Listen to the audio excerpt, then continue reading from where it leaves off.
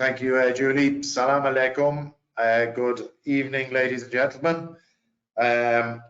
Just before I hand over to Kathy Mears, just want to give you a quick update about Saudi Arabia, about some of the things that tie in with our webinar for tonight. I'm sure that you're all aware that the Saudi Arabian laws have changed around the environmental, and it's broken into 5 different divisions now, looking at different parts of environmental protection here in Saudi Arabia. So with that in mind, I asked Kathy to get involved with us, and this is hopefully one of her first webinars, and we're also talking about bringing her over to Saudi Arabia to get involved in some of the educational programs that we are very interested and excited about. Kathy is an environmental specialist. She's coming to us from America. I'm not sure what the time difference is at the moment. I think it's around 9 hours, something like that. But we're all looking forward to your presentation, Kathy. I'm not going to say much more at this stage, but any questions, please feel free. We'll take them at the end. And over to you, Kathy. Thank you very much, Daryl, and I'm very excited to be on here. Salam alaikum to everybody. And actually, funnily enough, I'm currently in France, so the time difference wasn't too bad this time. But yes, normally I'd be based in New Mexico. So thank you so much for having me on here, and I hope that you enjoy this presentation. I will be taking you through waste reduction through children's education. So first of all, I'm just going to introduce myself a little bit. I'm Kathy Mears Martin. I am a self-published author for the Eco Protection Squad, which is a team of super diverse kids that I have created, and I will talk more about that in this presentation. I'm also a plastic-free period ambassador and a litter hero, and funnily enough, I come from a project management background. So up until 2019, I was actually a program director in an advertising company. So this is a little bit of a different change for me to go into. The agenda for today's presentation is I'm going to talk about why is it important to target education around waste, and then more specifically, why children's education, why is that so important for the children to be the target audience. Then I'm going to introduce you to the Eco Protection Squad and show how they can help with education and make it a little bit easier for people to understand, and leave you with some tips to take away. So first of all, why target education around waste? Well, I don't know about you, but I have seen a lot of stories, and this is just, I don't know, the tip of an iceberg here, where you end up hearing about an animal that has washed up, or a mammal that has washed up on shore with a load of plastic in its belly. There was a video that was going around with a turtle with a straw up its nose, and it was, people were trying to pull it out. Lots of sea turtles being caught in fishing nets out in the ocean. There's the Great Pacific Garbage Patch, which is between Hawaii and California, and about the same size as Alaska if you were to make, equate it to a place like a country. And there's also countless mammals that will end up getting their heads caught in any of our rubbish, including jars, such as this fox down in the bottom of the screen. So you can see that the waste is everywhere, which is why it's really important to take a look at what we're doing with waste. And here are some facts. This is worldwide. So there are 2.12 billion tons of waste is generated worldwide every single year. And that waste can fit around the world 24 times. To try and put it into context, that's a lot of waste that is being generated. On top of that, 99% of the items that we ourselves buy, we discard within 6 months. So it's a short amount of time that we are keeping things at home and using them as well. 50 million tons of e-waste is roughly produced per year, and there's a lot of helpful, incredibly good materials in that waste as well that we're just throwing into landfill, which we need to be mining. 1.2 million plastic bottles are used, not per year, This is actually per minute. So that equates to 200,000 bottles are being used per second around the world. And these bottles are estimated to take about 450 years to degrade. Now, that's not to biodegrade. That doesn't mean that they go into the environment in a particularly great way. They break down into microplastics, which, as we are finding out more and more, have incredibly bad consequences on the environment around us. 91% of plastic, now this is an approximate figure, sorry, 91% of plastic is not recycled, which is crazy to think about how much plastic we come into. And I will go into a bit more information as to why that is. Oops, sorry, getting ahead of myself. But it's quite a big figure to just think that on average 9% of these items are actually recyclable. 5 trillion plastic bags are produced worldwide every year, and they take anywhere from 450 to 1,000 years to degrade. Again, they've only been around for about 70 odd years, so we don't really have the facts of just leaving one in the environment and counting out how long it's going to take. So these are estimates. And then 500 billion is the number of those coffee cups that are actually used each year, 500 billion. And 29 million tons of polystyrene is used every year. So some of the coffee cups might just be the plastic ones, and then you've got those polystyrene ones, which are supposed to keep the drinks warm, but there's some adverse health risks, unfortunately, with those as well. And then 14 million tons of plastic. This is the figure that ends up into our oceans worldwide. Now, a lot of these facts are based on what is currently happening, obviously, at the moment. Even if we landfill an item, there are still toxic particles and toxins that will leach out from the landfill into the environment around us. And these, unfortunately, will contaminate the soils and also the waterways, and they will enter the food chain, which is either through animals eating it, or it will actually come in through the water that's going into our crops. Researchers in Germany, though, have indicated that land microplastic pollution is actually much higher than the microplastic pollution that is in oceans, but the ones that we tend to hear about more of are microplastics in oceans. So it's just something to be very aware of, and that can be anywhere from 4 to 23 times higher in land than it can be in the ocean, depending on the environment. Now, as I mentioned, a lot of these figures are based on the recycling infrastructure, and many countries, the reason they're so high is many countries lack the proper infrastructure to be able to recycle effectively. And even those countries that do have an infrastructure aren't giving the education around how and what you can and can't recycle. Also, a lot of products are just sent out there. So an item, for example, I don't know, I have actually come across bananas that have been wrapped in plastic. They are put into a container that the recycling facility can't handle. So instead of working with a recycling facility to see a product that can be used and can be safely recycled, we're just putting it in whatever is cheapest and the easiest item to be able to wrap something, and then leaving it to somebody else to have to deal with, which, as we can see, just isn't working. Now, I also have some facts for Saudi Arabia in specific. This chart up here is from the government.sa site, and it's from 2010 to 2018, and it just shows you per capita the daily waste collection and how it slowly increases. And then in 2017 it went quite high, in 2018 it's still high but slightly lower, but it's a lot of waste that's generated per day per person. And as a country, 53 million tons of waste is generated every year, which costs Saudi $1.3 billion to be able to handle and deal with, which is a lot of money. The majority of that waste comes from Riyadh. Big cities obviously are going to generate quite a bit more. And then you've got 14% from Jeddah and 8% from Dammam.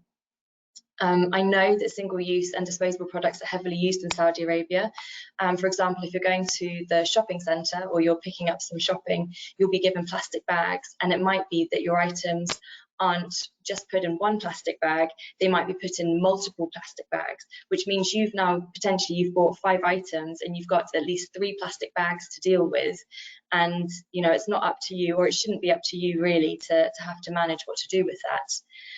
The same with bottled water. It's something that you need, because the tap water may or may not be as good as it could be to drink from. So you've got a lot of bottled water that you're having to deal with, and a lot of plastic as a result that you need to be recycling or figuring out what to do with. But I know that recycling is also limited there. It's something that's building up, but I also know that education, as I said, around waste is complicated and not necessarily as widely known as it could be. The majority of the waste is untreated and just disposed straight away in landfills, whilst a little bit is incinerated. And unfortunately, landfill sites cannot be used really for other purposes. They're not engineered in order to limit the harmful effects, and these harmful effects are things such as the methane gases rising up, and it's toxins leaching out. So if, for example, you put batteries into a bin, after a while, and once they go into landfill, it will start leaching the toxins that are in there, instead of us being able to properly mine the materials that we need from that battery to be able to reuse them again. And just for another context, this isn't just about plastic or single-use products. Just to throw in there that more than 33% of food is also wasted, and that's a huge impact worldwide. Everywhere has got a lot of food waste. In the instance of Saudi Arabia, it costs 10.6 billion annually, which is a study that was conducted by the Saudi Grains Organization. And flour and bread apparently top the list of the most common items that are thrown away. Now, it's not only the impact to the planet and also to the purse strings of countries, there are health impacts with a lot of this single use, and in particular certain plastics, which I think isn't necessarily as widely known or talked about as it could and should be. So bisphenol A, better known as BPA, is a disruptor in your body. So essentially it increases and decreases your endocrine activity, and it can have adverse health effects. 93%, I've just got a number there, 93%. That is the figure of how many, there was a study done, and of the people that were in the study who were over the age of 6, 93% of them had BPA showing in their urine sample. So basically, they have it in their bodies, which is terrifying to think that this is actually something that is staying in with us. And you know, if you're consuming food and drink, it is actually something that is going through our bodies. And on that, certain chemicals and plastics will leach out from the plastic into the food and the beverages that you are eating and drinking. Some of these chemicals have been linked with other health problems, such as metabolic disorders, including obesity, and also reduced fertility. Now, this leaching occurs a lot faster if you are microwaving or if you're heating up products in plastic. So I would definitely advise that you do not ever heat something up in plastic. If you are going to use it and store food in it, make sure that your food is cold. But it can also leach into fattier foods such as cheeses. So just be careful about what you're storing and how you're storing it. And then there's growing literature that links the chemicals that are used to make plastics more flexible and harder to break with specific health impacts such as the weight gain and the insulin resistance, and just other consequences for the human reproductive system for both females and males. I also have a couple of visualizations here to put this into context. Now, 1 week we are consuming on average a credit card size of plastic, which is terrifying to think. Then when you compare that to a year, if it's all shredded down, it's 250 grams of plastic. So we're essentially eating a nice, I don't know, heaped plate full of plastic every year, just due to the environment that we're in and coming into contact with a lot of items like this, and how it comes into the food chain, etc. as well. Now, I have a little question. Don't worry about answering this. I'm just going to give you a moment to think about it, and then I'll carry on jumping. Unless, Daryl, you would like to have a stab at this. But which items in this list have plastic? And actually, what might be easier is if I asked you, Daryl, which items here don't have plastic? I've put you on the spot, though, haven't I? Don't have plastic. Yes, let's go with don't have plastic. I think they all have plastic. Correct. Every single one of these items has plastic. which I'm not going to lie, made me stop chewing gum. And and definitely the coffee cups and tea bags. I now use loose leaf tea as a result, because I'd rather not drink a little bit of plastic. Sort of all about reducing my credit card of plastic a week limit. I'd like that to be non-existent, really. As we know, recycling works. Everybody talks about recycling, so it must be a good thing. And we're all taught about reusing, reducing, recycling, also known as the 3 R's. Unfortunately, a study recently done in the UK in May called the Big Plastic Count shows that recycling doesn't really work.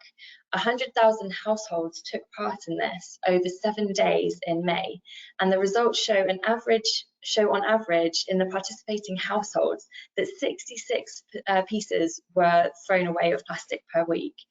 Now, using those figures, the organisers, who are Greenpeace and Everyday Plastic, they estimate that the UK throws around, I think it's 100 billion pieces of plastic per year. And of that plastic, 83% was from food and beverages, with the most common items being for vegetable packaging.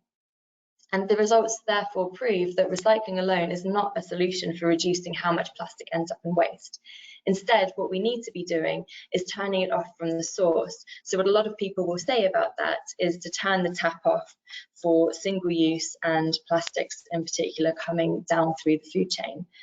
And a lot of the reason why people will end up saying recycling doesn't work is because there are 7 different types of plastic.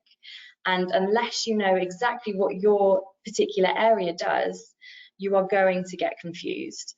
For example, where my parents live, in a place called Hampshire in the UK, you can't put glass into your recycling, and you also can't recycle yogurt pots.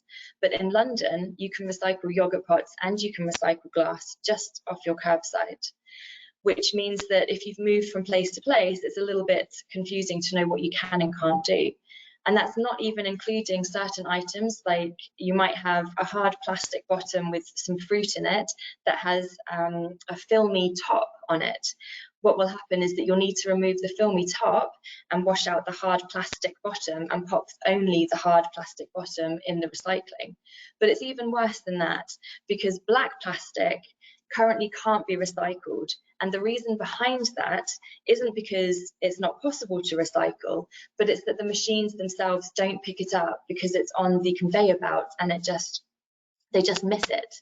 So it's from really simple reasons, but it is a bigger issue, because when you end up thinking about the 7 different types of plastic, you know, plastic bags, for example, they might break older machinery. So unless you've got a machine that's actually capable to deal with flexi bag plastic, it's just not advised to recycle them. This is incredibly confusing, right?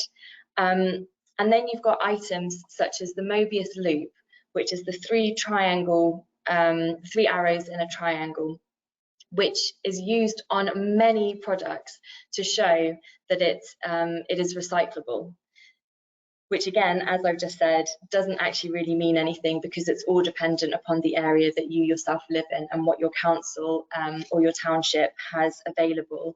And the reason behind that is to do with where they can resell the products. So basically, a recycling facility will take all of your recycling items and they'll mash them down or shred them up and get them sorted, and then they will resell them onto other companies who will be able to use them again. And realistically, unless it's something that there's a reuse value for, these items are just not going to go anywhere. So black plastic has one of the lowest reused items, just purely because what you could reuse it for is limited. It might be used for draining, drain pipes outside.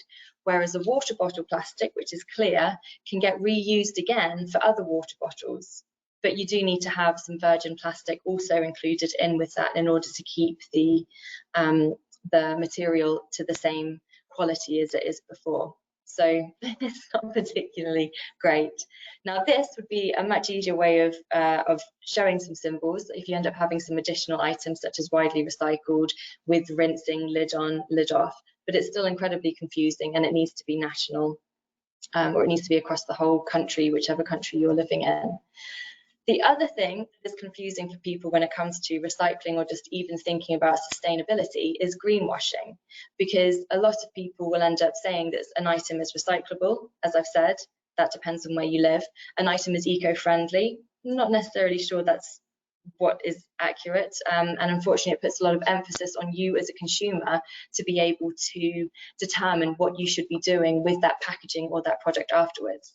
The other one I've got on here is plastic from vegetable oil. Now, a while ago, PLA plastic was becoming a bit of a big thing, because it wasn't made from petrol, it was made from something, you know, corn oil, for example. And unfortunately, what was happening is people were putting that into their recycling bins, and it contaminates the load because the recycling facilities can't deal with that plastic. It has a completely different melting temperature.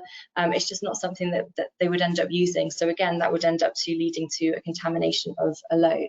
So it's just being really aware, which is so much emphasis on you as a consumer.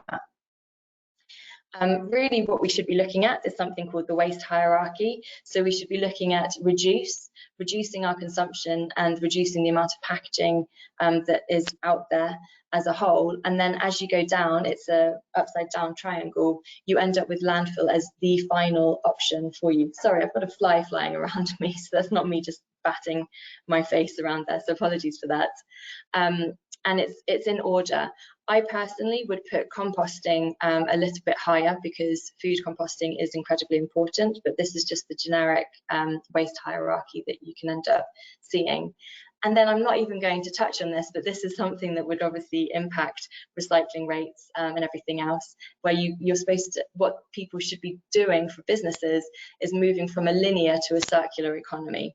So in an example of a plastic bottle at the moment in a linear economy, a plastic bottle is being made, I then buy it, I drink from it, and then I pop it in my bin, and it's just going to go to landfill.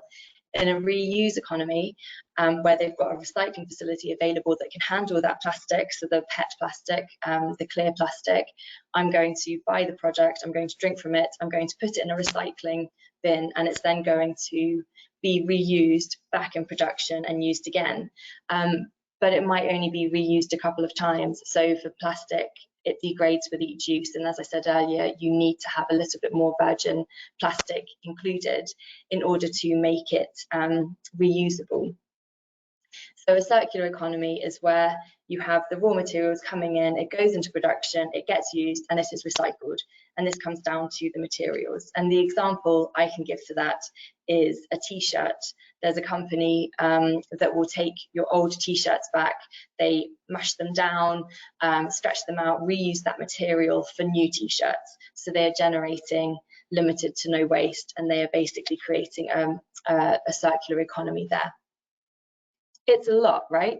That's just so much information, and that is the tip of an iceberg, because I could go on, which I'm not going to, but there is just a lot to digest there. So how on earth can you take that information and make it clearer for children to understand when it's complicated enough for you and me to understand? And we've got access to the internet, and we can research and find out this information. But we also shouldn't have to, because it's a lot of extra time on top of our daily jobs and everything else that's going on. So why target children's education at all? Well, education has the power to change the world, and our children are the advocates for the future. They don't only learn for themselves, but they will also go back and they will tell their parents what they should or shouldn't be doing. We all know that there's the child that's like, Mum, Dad, you shouldn't be doing this. Not only that, they will tell their grandparents if they're doing something wrong, and they'll bring their friends along. And if they're doing something at school, they'll also talk about teachers. So you're not just impacting one person, you are impacting multiple groups around that one person. It's also incredibly important to be able to build a love of the environment at an early age. They are an active and engaging audience, which means that it's quite fun to do activities that will stay with them. And as I said, we're raising the next generation and allowing them to gain valuable skills and knowledge at the same time as well. And to be honest, sometimes it's a learning thing for us as well. There's some things that I've been doing on my journey for kids education that I wasn't aware of. So every day is a school day. And so now introducing the Eco Protection Squad. Welcome to the adventures of the Eco Protection Squad, a super diverse team of kids working together to save Mother Earth, who's terror, from Bill McGreedy and his band of eco squashers. What on earth is the Eco Protection Squad? What's it all about? Basically, I took the classic tales that we love of good triumphing over evil. We all love those stories where you want to root for the hero, and we know they're usually going to win, but we want to root for them anyway. And I wanted to use that as the main thing for the way that I'm speaking to children. So I created education. I wanted to make the education understanding of complex issues and topics fun, and through engaging stories based on real life examples with characters that are memorable, and also kids can relate to them. So I wanted to make these characters diverse and inclusive as well. And the activities that they do are called missions. So it's quite exciting. You feel like you're achieving something. It's mission impossible out there, and there you are, part of the Eco Protection Squad, taking on those eco squashers. So the lesson plans come with the books, and come with the book, and there's others that I am creating as well. And there's activities as well to do with them. So it's not just a simple me talking to somebody or a teacher talking to somebody. There's active and engaging lesson plans to go with it. Ultimately, the Eco Protection Squad is all about collaboration and working together, because it's not up to one person to be able to solve all of these problems. We have to be able to work and learn from each other in order to do that. And at the same time, part of the Eco Protection Squad is to also help raise money for a charity that is associated with the topic that they are talking about as well, just to help be able to engage and provide them with a bit more money to do what they're doing. So meet the characters, because who on earth are the Eco Protection Squad?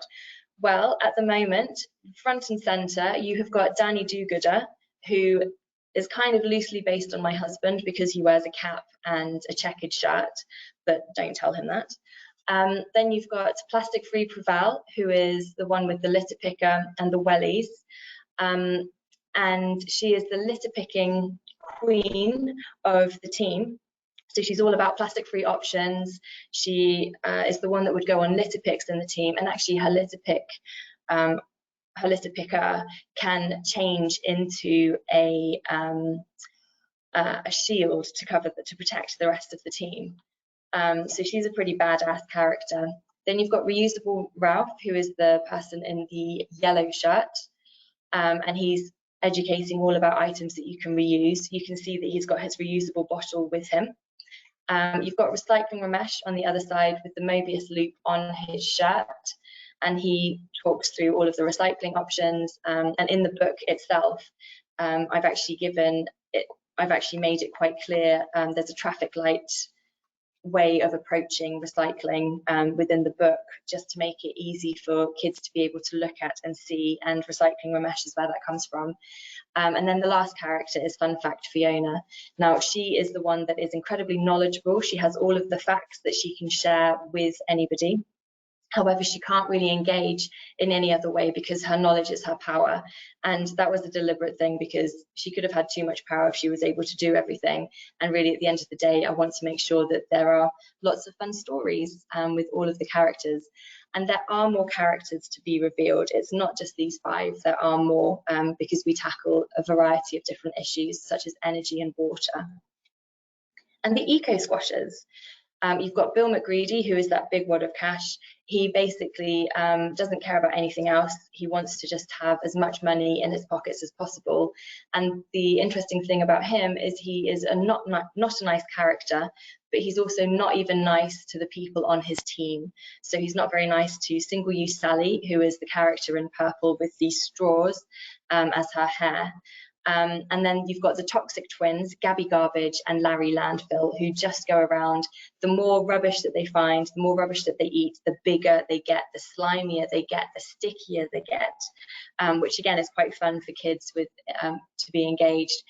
And as with the Eco Protection Squad, there are more characters that will be revealed.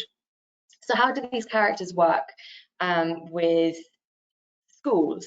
Well, I've created lesson plans, and here is an example of one of the lesson plans. It's called Mission of Ours.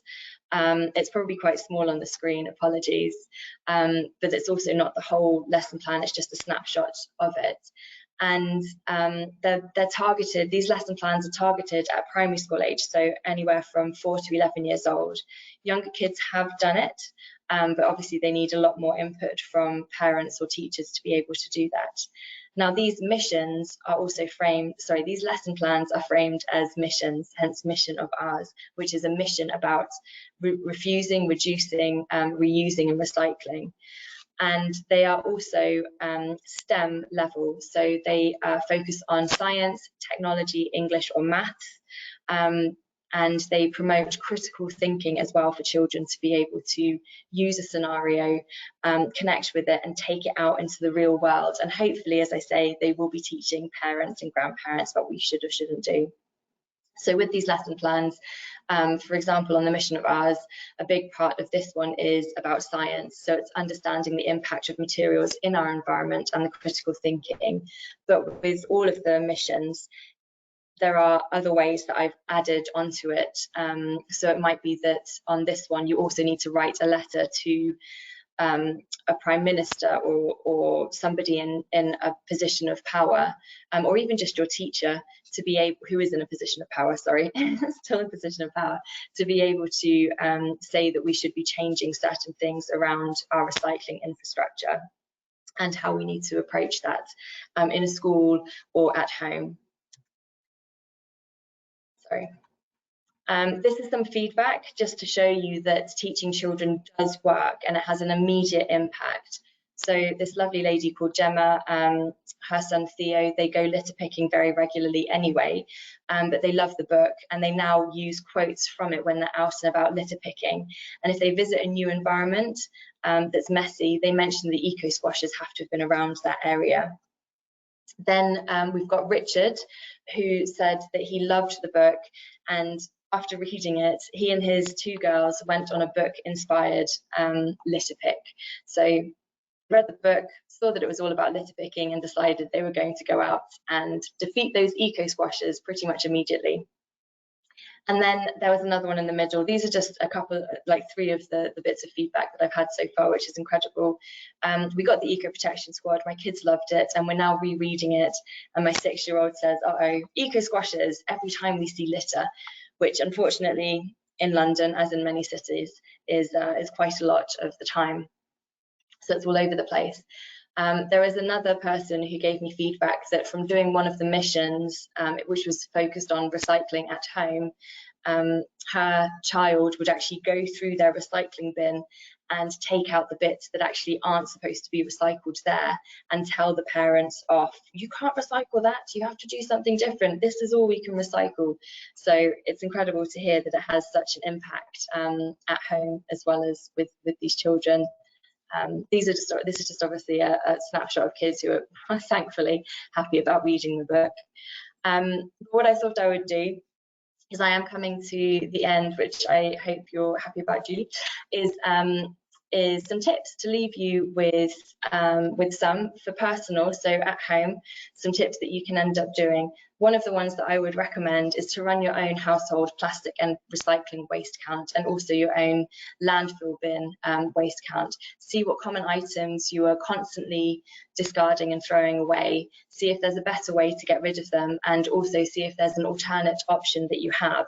So for example, is there a way that you can start using a reusable water bottle? Can you use coffee cups and reusable cutlery when you're out and about? Can you get like a cool snazzy pack to put the cutlery in when you're going out, so you can just sort of whip it out and be like, yes, I'm all sorted, I'm fine. Use reusable shopping bags and bags for produce when you're in supermarkets. Don't use cling film or the plastic stretchy wrap. Instead, why not use beeswax beeswax wraps or Tupperware or reusable sandwich bags or just reusable boxes. Or if it's something in the fridge, you can just pop it in a bowl and put a lid over the top of it in many instances. Try and purchase as local to you as possible for any projects that you've got. Support homemade where you can. Try and choose medical grade silicone over plastic. And if possible, put filters on your tap water at home. So if that's too much for the taps there, there's also filters that you can get. There's one called a Berkeley water filter, which is an incredible one that you just have to put the water into it and it will filter it through. See if there is a solution like that that actually works for you at home so that you're reducing what your consumption is. And if you've got the space, and even if you've got a windowsill, see if you can grow your own food. It might not be enough to live on, but it might be fun to sort of connect you with the environment again, and see if there's an option available to be able to compost at home, which there are options available, but it depends on what works for you and your household. And then in the office, one of the biggest things that I would say about any offices and any companies looking to be sustainable, because it goes back to that earlier slide about greenwashing, is to just be transparent. You'll get a lot more respect from just being open and honest than you would from trying to hide and cover anything up, because at least it shows that you're aware of it and you've got intentions to be able to improve it. Again, I would run an office plastic recycling and waste audit just to see what your common items are, see if there's any bins that you can end up doing. Limit or stop the use of the throwaway cups at water dispensers. So if you've got a water filter, maybe give branded water bottles to any new starters that come in so that they're using those water bottles to fill up their water instead of something that's disposable. It's also good branding for a company. The same with coffee cups, because then people will be out and about. And work with the suppliers that you actually work with in order to reduce the packaging waste from even coming into your company. Because quite often it's not the company itself, it's the other people supplying into that company. Use LED lights in the office, encourage recycling across the business if that's possible. There are options to even recycle ink cartridges, but again, it's just if there is a way to be able to set that up in your country and in your business. Reduce printing overall. There's a simple way that people do that, or that you can do that, which was implemented in my old office, where you had to have a card and basically you tapped the card to get your printing. And at the end of the day, if you didn't go and get your printing, it would just be wiped off. So it meant instead of people just printing as and when, they would print, and then if they didn't get up and get it themselves, it probably wasn't necessarily really for them to print it out. And then there's also working on composting and e-waste schemes as well that can happen in the office. So I appreciate that is a lot of information. I hope that it was easy to understand and not too confusing. And I am open really for questions. As I say, I could talk about this for hours or days, but nobody really wants to hear that right now. We've all got busy lives. So please, by all means, if you've got any questions, ask away. We don't have any questions yet, Kathy, but I was very interested in one of the last things you said about having a card for printing. As somebody who used to remote work from different locations, but as was our whole team, we were endlessly printing things. Yeah. To the wrong place and then leave them there, and there were piles of them. I must admit, it must have cut down the waste of paper such a lot. So I think that's a fabulous idea. Yeah, it's a simple enough thing to do. Yeah, and we had compostable coffee cups as well, which were great, which we buried in the garden. So some really good ideas there. Daryl, do you have any? I've just checked whether Daryl's got any questions, but we've just had one come in. Great presentation, Kathy. Are you finding that publishers and schools are keen to work with you and the various books that are available? Are you working with authorities to use documents or items such as the lesson plans? That's a long question. Yes. So it's an ongoing part of being a self-published author means that it's obviously a lot more of a slog to be able to get these books out to schools. And then to be able to use companies. So for example, what I want to be able to do is to work with recycling facilities and use the character Recycling Ramesh and his top tips to be able to make it clearer and easier for companies to do. Those are my big plans to be able to work towards it. And at the moment, I'm just sort of trying to be able to get visibility on the book and how it can help solve a lot of the issues that we're currently experiencing.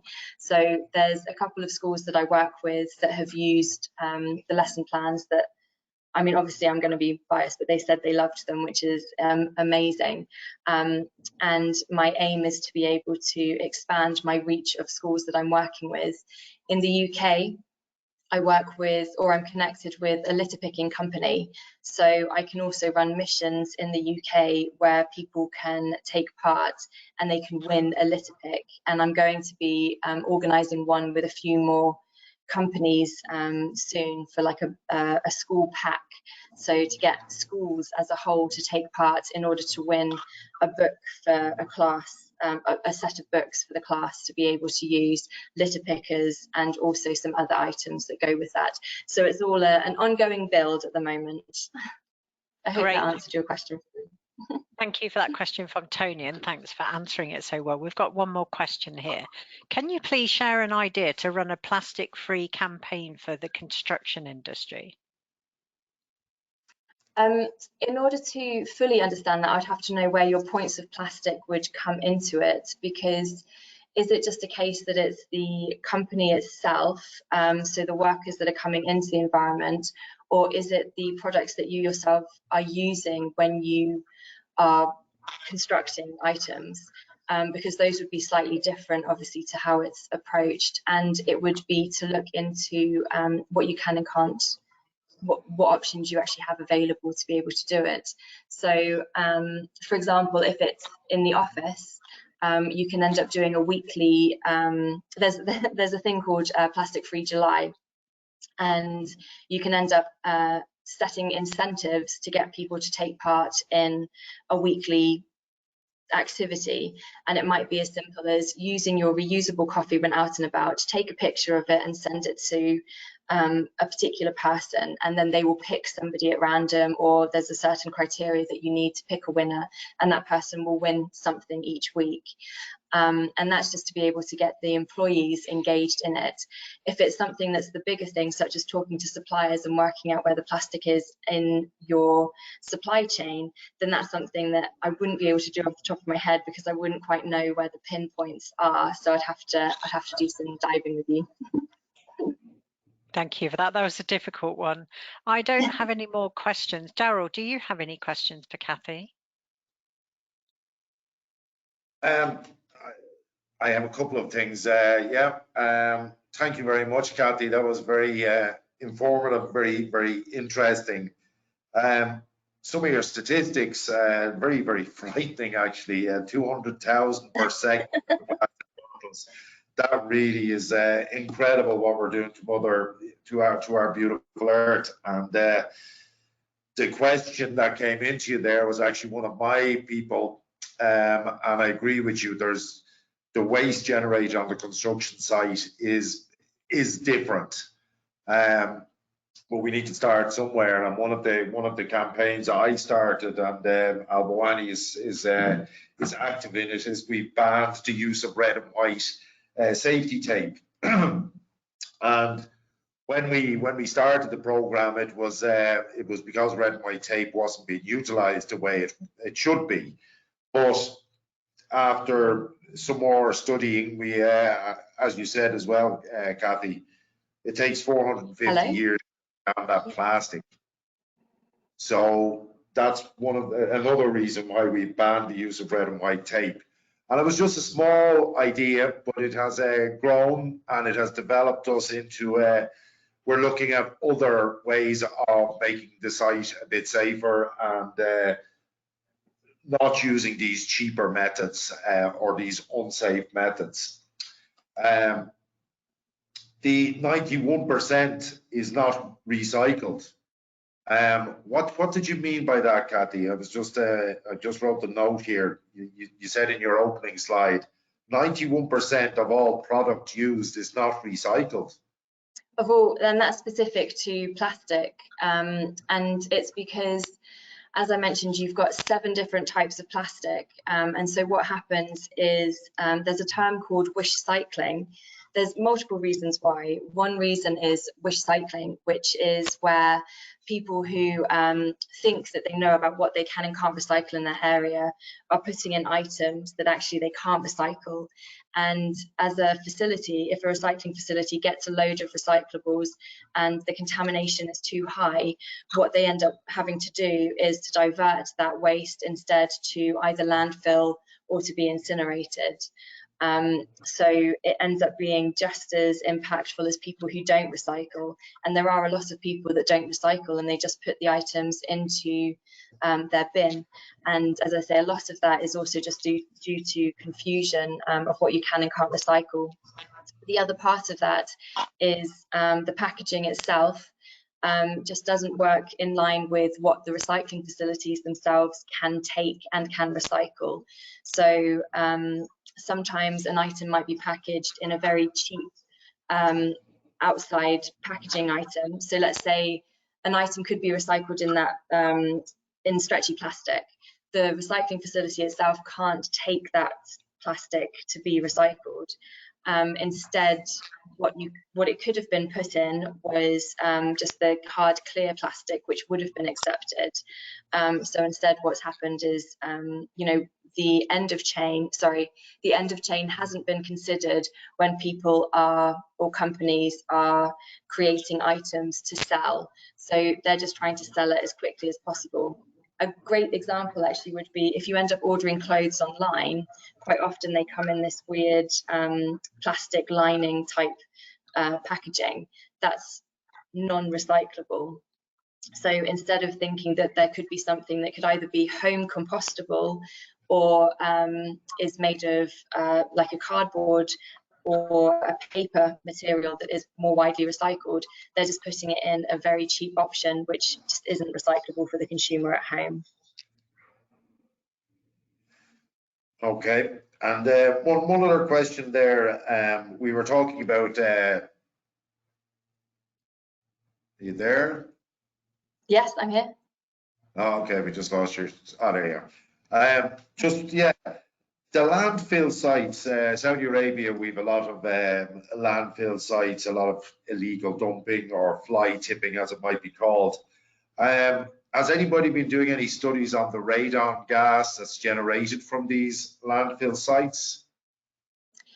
I don't know off the top of my head if they've been doing it for Saudi. I know that studies have been started to be looked into, I believe, in the UK for the gases that are being released. But again, it's going to be based on they're set up in a particular way where they can manage to do all of that. So in order to give you an accurate answer, I'd have to do a bit more research for that question specific. Okay, thanks, Kathy. And just one last point. You mentioned there about the paper printing in your last company and using a card. We done a bit of housekeeping on one of our jobs there recently, and we unfortunately were able to remove 12 tons of paper. Thankfully, we were able to recycle it. But again, it's the generating of that paper waste. So we've done a fairly good study on that now. We actually introduced it as a company policy now. And one of the big things there is about think before you print is our kind of motto now at the moment. And I think it's very important that everybody's learning there, Kathy, that when they're printing a piece of paper, I don't think they think about all of the costs of just that one piece of paper.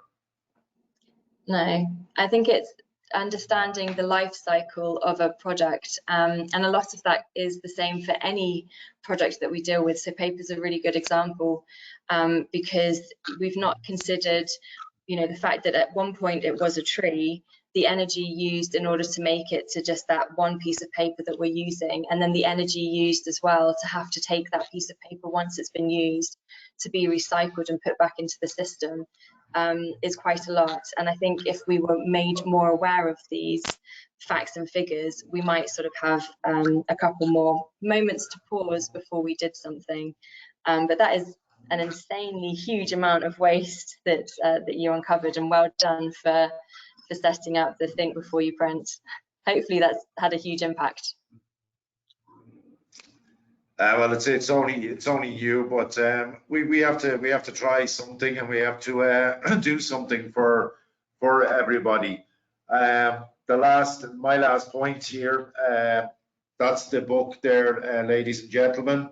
A very nice read, a very interesting read. I actually had 2 copies of it, but a particular person borrowed it and is not returning it because they want to share the information with their grandchildren. I suppose this environmental focus that we're trying to establish, it's all aimed at the future, and it's all aimed at the protection of this world for our kids and their kids after that. So thank you very much, Kathy. From my point of view, it was excellent, very informative, and I look forward to talking to you again soon about further developments in this. Thank you so much. I really appreciate it, and I hope everybody learned something and enjoyed the presentation. Thank you for having me on. Thank you, Kathy. Would you be able to share a link with me and where people can purchase the book, and I can send that out to the participants today? Yes, of course. Yeah. I'm sure many people will be interested in receiving that, and I must admit, you need to start with the younger generation, don't you, so they can carry that through in their later life, because I think it takes a long time to break a bad habit. Yes, I think it's 60 days or so for habits to stop. Yeah, but thank you so much for today. I found it really interesting, and I've taken a few ideas away there. And thank you for Daryl for organising today's webinar. That just leaves me to thank everyone for attending this evening or this afternoon, wherever you are. And we hope to see you at the next webinar. Thank you, everyone. Thank you. Thanks, Bye. Julie. Bye-bye.